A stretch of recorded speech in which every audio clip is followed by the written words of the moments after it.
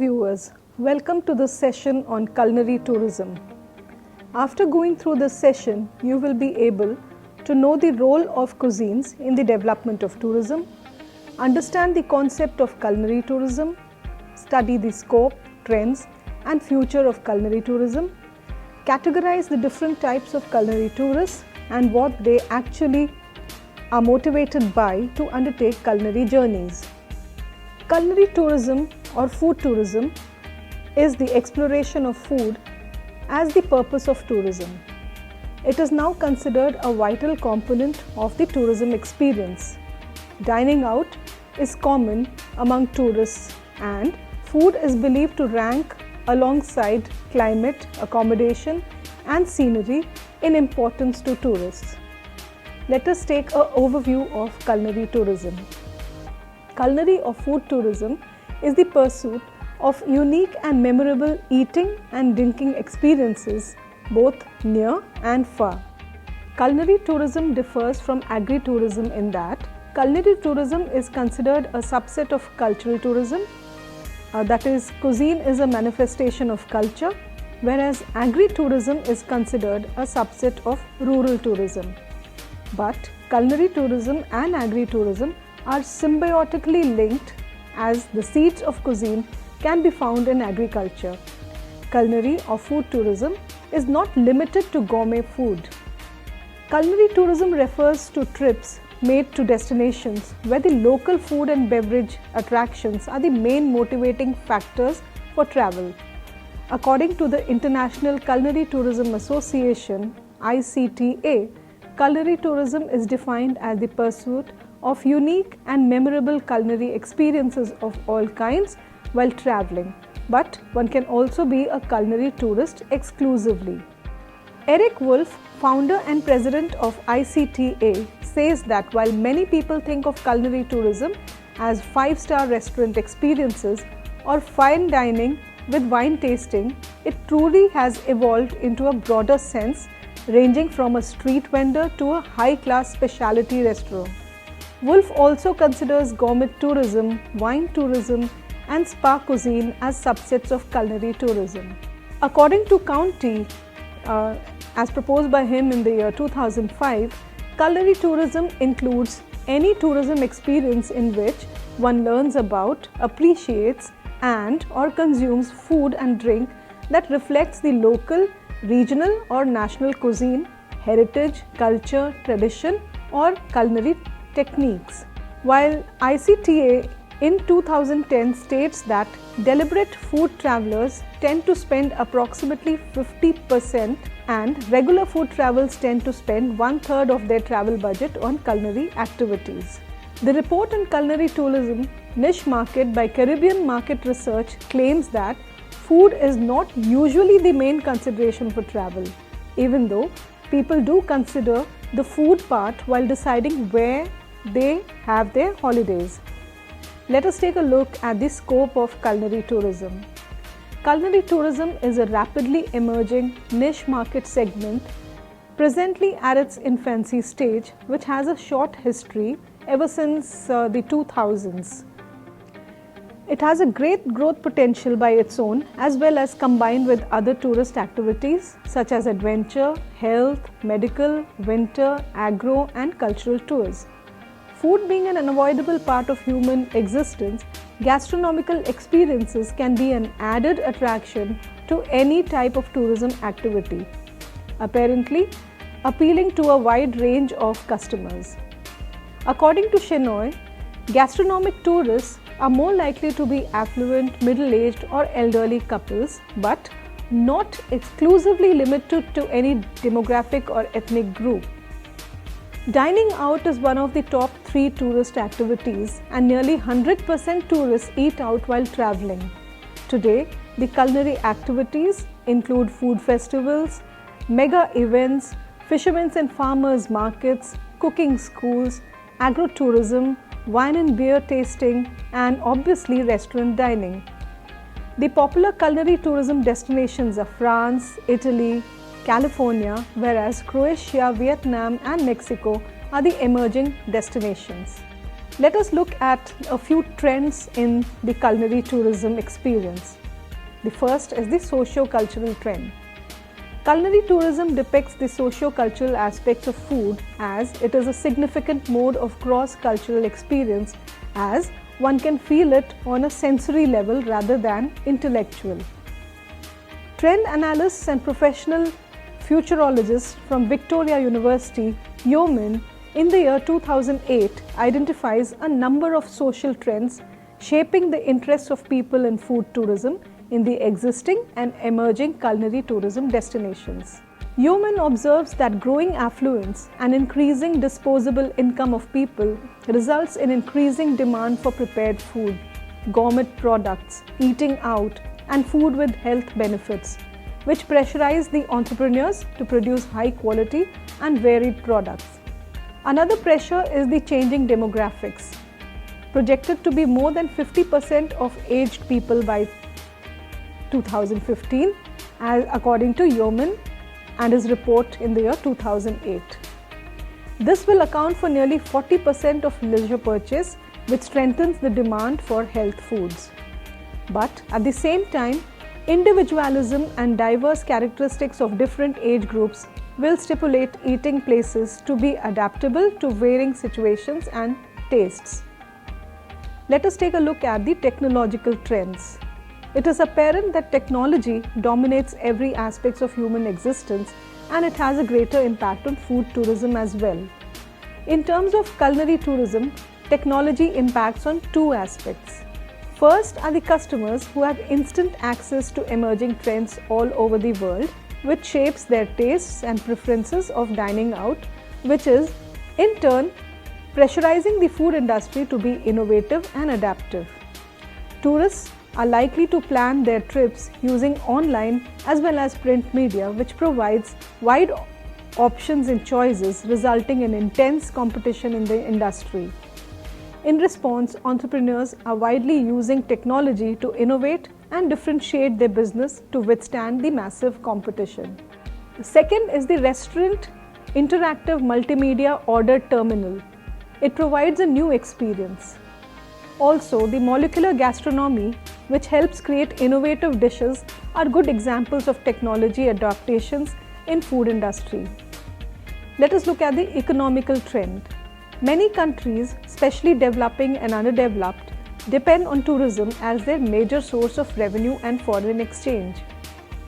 Culinary tourism plays a vital role in adding value to the destination, as most tourists appreciate local culture and cuisine. According to Shenoy, tourists in Caribbean countries spend 5 times greater than locals on food, which supports the view of ICTA that food tourists and regular tourists spend 50% and 1/3 of their budget respectively on food. Tourists are less likely to make cuts on their food budget, which will substantially favor the local restaurants, eating places, and the food industry and destinations economy as whole. Let us take a look at the political trends. Worldwide, political will to promote culinary tourism along with its supporting sectors like agro-heritage, wine and farm tourism, many countries are actively developing and promoting culinary tourism, realizing its potential to contribute to the growth of national economy and agriculture. The strategic alliances and synergy of government and various institutions with medium-term plan to strengthen the competitiveness of agro, wine and culinary businesses and coordinate the entrepreneurs in culinary tourism are noticeable in many parts of the world. Other reasons for the growth of culinary tourism. In the last 4 decades, post the 70s has seen development in this form of special interest tourism. Not only has food tourism being recognized as a serious travel interest, but also being promoted by various countries as an attraction in the form of food shows and festivals, wine events and festivals, etc. Let us now take up the points regarded by Hall and Sharples in the year 2008 as the reason for the high level of public and private sector interest in food and tourism relationships. Gastronomy and cuisine-oriented tourists are perceived as high-yield markets. Food tourism can be linked with other visitor products such as cultural and natural heritage attractions, thereby providing a comprehensive offer. Also, rural areas that may otherwise be affected by economic restructuring are provided with an alternative: the development, maintenance, and/or even revival of local food products. Third, the urban neighborhoods or quarters can become attractive to visitors, especially those that specialize in particular ethnic food. A concentration of restaurants, cafes, and markets can bring character to the neighborhood. Let us take a look at who is a culinary tourist. Culinary tourism has grown to become a worldwide trend rather than just another attraction for holiday makers. The interest in food and foodways of different regions has motivated tourists to travel far and wide in search of authentic culinary experiences and knowledge. Anything concerning food and wine culture is usually met with great interest in the public and media. Indeed, wine and food production and consumption are widely acknowledged global phenomena dealt with by multinationals. Boniface, in his work in 2003, describes the characteristics of food and culinary tourists. Now, the food and culinary tourists are tourists who take part in the new trends of consumption. They are travelers seeking the authenticity of places they visit through food. They are concerned about the origin of the product. They recognize the value of gastronomy as a means of socializing, as a space for sharing with others, for exchanging experiences. Such tourists have higher average expenditure, they are demanding and appreciative, and they eschew uniformity. Therefore, gastronomy cannot become a bland and anonymous product. It must have personality, because otherwise it will become vulnerable, delocalized, and subject to adulteration. So, what are the different types of culinary tourists? Mitchell and Hall in 2003 studied such tourists on the basis of the level of interest and involvement of visitors in local food and cuisine at destinations. They identified 4 types of food tourists. In their research, Mitchell and Hall focused on the extent to which experiences with new foods would be an attraction, that is neophilia, or a barrier, which is neophobia. Neophilia or neophil was a term first used by writer Robert Anton Wilson to describe a particular type of personality characterized by a strong affinity for novelty, while neophobia is the fear of new things or experiences. According to Mitchell and Hall, there are 4 categories of culinary tourists: the gastronomes, indigenous foodies, tourist foodies, and familiar foodies. So, what are the motivations for culinary tourism? Although motivations can well explain the propensity of tourist behavior about the decision to visit a particular destination because of food, Mitchell and Hall advocated an experiential view of food tourism. The central concept of an experiential view is hedonic response of consumers. Holbrook and Hirschman regarded that decision making is not always based on rational choice. Rather, it is often the result of primary process thinking. It is to seek fun, amusement, sensory stimulations, and enjoyment from consuming products and services. The hedonic components are essential in pleasure-oriented consumptions, such as eating. Indeed, taste is multisensory. Individuals not only respond to multisensory impressions from external stimuli by encoding these sensory inputs, but also react by generating multisensory images within themselves. The understanding of motivation for the growth and development of culinary tourism can be studied from 2 perspectives: the consumer's side and the service provider's side. For the tourists or consumers, culinary tourism is one of the forms of recreation, while for the service providers, it is yet another avenue to revenue generating and brand building. Priscilla Boniface, in the year 2003, encapsulates the various motivating factors that have been instrumental in the growth of culinary tourism as an upcoming form of special interest tourism. So, according to her, the first form is anxiety concerning safety of industrial, globalized and commodified food and drink, anxiety about wanting to celebrate through food and drink on holiday, needing comfort and escape through traditional and non-routine food, and nostalgia often appearing to help. Second is the need to show distinction, affluence and individualism. So special food and drinks acting as media and towards the objective of display to others, food and drink representing a common and transferable language between the everyday and the holiday. Third is the curiosity and wish for knowledge and discovery. So this is stemming from the fear about food and drink content and regarding general personal circumstance. To display education and superiority to others. Tourism time offers enough moment to obtain information and to be experimental. And the fourth is a need to feel grounded amid globalization. So visits to roots and countryside and to see how food is derived. Fifth is the requirement for sensory and tactile pleasure and for experience. So food and drink tourism offer these effortlessly. On the part of culinary tourism service providers such as the farm owners, local restaurants, vineyards and wineries, food tourism brings more footfalls, resulting in creating a strong rapport with the consumers, resulting in a stronger brand image. This enhanced tourist visitation further becomes instrumental in sustaining the business during lean months and seasons. These advantages have motivated several food tourism ventures all over the world. From the production perspective, a number of advantages of local food tourism can therefore be identified, particularly for small producers. Number one, it creates relationship with consumers. The opportunity to meet staff and see behind the scenes can lead to positive relationship with consumers. It may also lead to both direct sales and indirect sales through positive word of mouth advertising. Second, increased margins through direct sales to consumers where the absence of distributor cost is not carried over entirely to the consumers.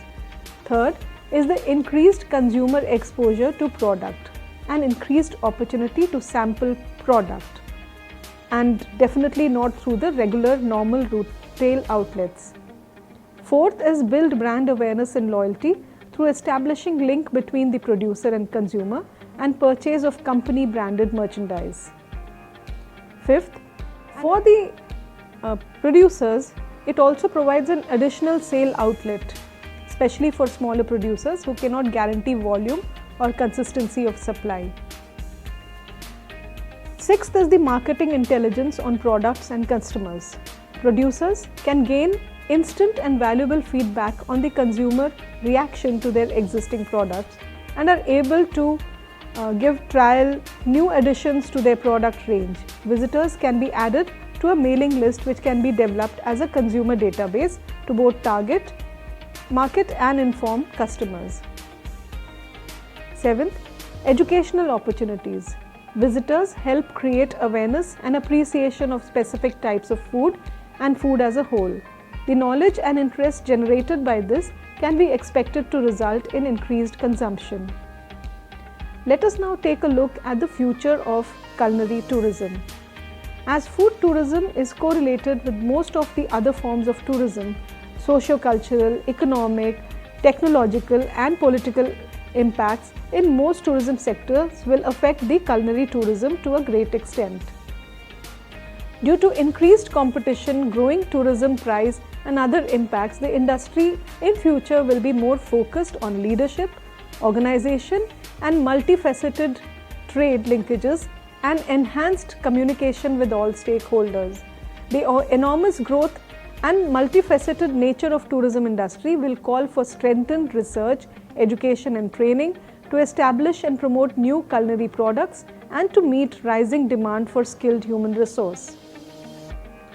For these initiatives, tourism industry definitely needs source of funding, especially from government. The industry will establish extended strategies to encourage funding from government as well as private partnerships. In future, the governments are more likely to extend the agricultural subsidies than at present due to the prospected increase in return on investment in tourism and agriculture. Let us take a look at culinary tourism from the year 2015 to 2020. The above mentioned trends has made a shift in the total culinary tourism system. As Yeoman indicated, people aged over 50 were the most populous age group by 2015. This increased the demand for package holidays, second homes, health facilities and organic healthy food, which will influence the destination development strategies. The survey conducted by the North American Lifestyles Journal is a proof that older population prefer to travel as they have more leisure time and hold a good amount of disposable wealth. A specialized tourism sector focused on health-oriented holidays had begun to emerge by the end of 2015 in response to the increasing market size of the above said age group. On the contrary, the shrinking population in Western countries will definitely have greater impacts in global tourism industry. Hall indicates that many developed countries are falling in population by nearly 10%, and as majority of global tourism recipients come from these countries, such a demographic drift will bring significant implications in the industry. In addition, rising living standards, changing values and priorities based on age, sex, education and marital status will also reshape the whole tourism industry. Changing lifestyles and employment pattern in Western countries will result in more short holidays, affecting the volume of long-haul destination choices. Culinary tourism has emerged as an individual industry. The equipments used has been modernized and innovative methods were used to keep the costs down. Paperwork was definitely reduced and most of the transactions and dealings were done electronically. The restaurants adopted local cuisines and wines, proving their worth in the development of local culture. Now let us take a look at culinary tourism around the year 2020. The research carried out by the Future Foundation in 2008 indicated that the ratio of working married women has increased from a quarter in the 1950s to 75% at present. This will lead to an increase by 5% in the coming years, which indicates a beginning of shift in eating out trends. Communication is vitally important as it would help in assisting the growth of the industry. Research is vitally important due to less knowledge about the culinary tourism.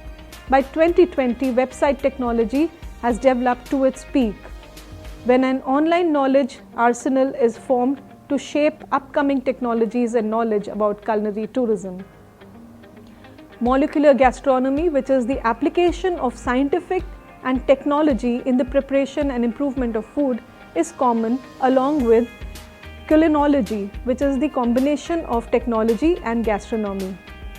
Innovative combination of food is also possible. For example, artificial caviar or instantly frozen food with liquid nitrogen can be made with the help of molecular gastronomy. So, the culinary tourism up to the year 2035. In response to this, entrepreneurs will come up with more fast food options and culinary oriented holiday packages to provide an opportunity to working class to shape their leisure time and holidays alike. One of the significant commercial economic trends in tourism industry is the convergence of multi-tourism sectors. Culinary tourism is closely correlated with organic food, wine, agro-tourism and subsequently agriculture. Emerging culinary tourism alliances with agriculture and wine industry is an indication of such a convergence. The growth of culinary tourism will proportionately thrust the agriculture and wine industry, leading together economic benefits. But at the same time, due to increased demand, the prices of agricultural products will go up, resulting in displacement effects and resident irritation. However, culinary tourism will keep growing, create huge job opportunities in all the related sectors, including small and medium-scale businesses. Culinary tourism would encourage the restaurants to adopt more local wine produce to their menu, exploring the opportunities of wine tourism. By 2035, wine tourism will certainly grow to a great extent, providing increased job opportunities in this field and consequently economic benefits. By 2035, the urban slums dwellings would account for 1 out of 3 people in the world. This would affect the culinary tourism due to changed demands of the people. Terrorism would pose a threat but would not be the only major problem, as there would be other issues of more serious nature such as shortage of natural resources like water. Globalization would increase migration along with the cross-cultural experience in terms of food, tastes and preferences. Fusion cuisine would finally be a success after its failure in the past. Culinary tourism would be one of the largest contributors to the GDP of many countries. Wireless era would flourish and every aspect of the organization would be connected. Nanotechnology within molecular gastronomy is the manipulation and visualization of objects into nanoscale with the realm of molecules and atoms. This would give the culinary industry the leverage to develop further at lower costs. Nanotechnology would develop to micro-nanotechnology. Multinationals such as IBM is developing one half of its research development budget to nanotechnology, which guarantees tremendous growth. The work in the field of molecular gastronomy will lead to emergence of sub-sector named molecular gastronomic tourism. Now let us look at how culinary tourism is becoming a growing trend in travel. There's a growing population of travelers that have become more interested in the various cuisines and cultures from countries all over the world and are planning vacations specifically to incorporate culinary trips. One of the reasons for this evolution has been wine, beer and food festivals. Toronto's Caribbean Festival is a good example. Now in its 47th year, it's expected to draw over 1 million tourists from all over the world, much the same as New Orleans, Mardi Gras and Brazil's Carnival. According to the American Culinary Traveler, the percentage of US leisure travelers who traveled to learn about unique dining experiences grew from 40% to 51% between the year 2006 and 2013.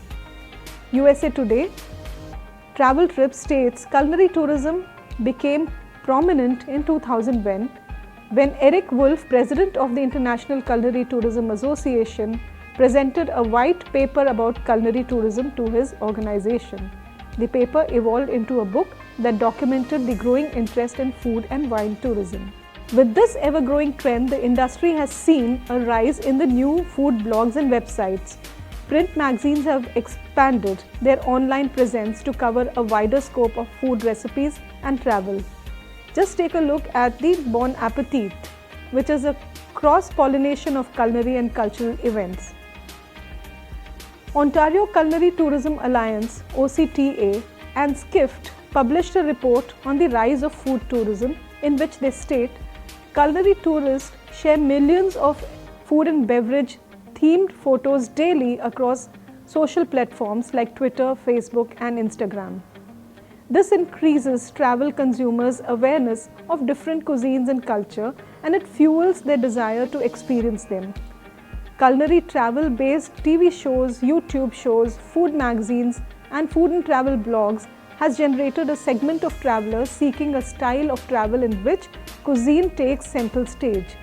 These travelers want to taste first-hand the flavors they have read, seen and heard so much about. To sum up, we can conclude that culinary tourism has emerged as a much sought-after form of special interest tourism. The scope of culinary tourism is limitless, especially with the advancement of food shows through the use of technology. The changing demographics of the world has a positive implications on the success of culinary tourism. Culinary tourists are highly motivated and willing to journey to different places to try out exotic and native cuisines. New technologies also positively contribute in the growth and development of culinary tourism. I hope this session has helped you in understanding culinary tourism. Thank you.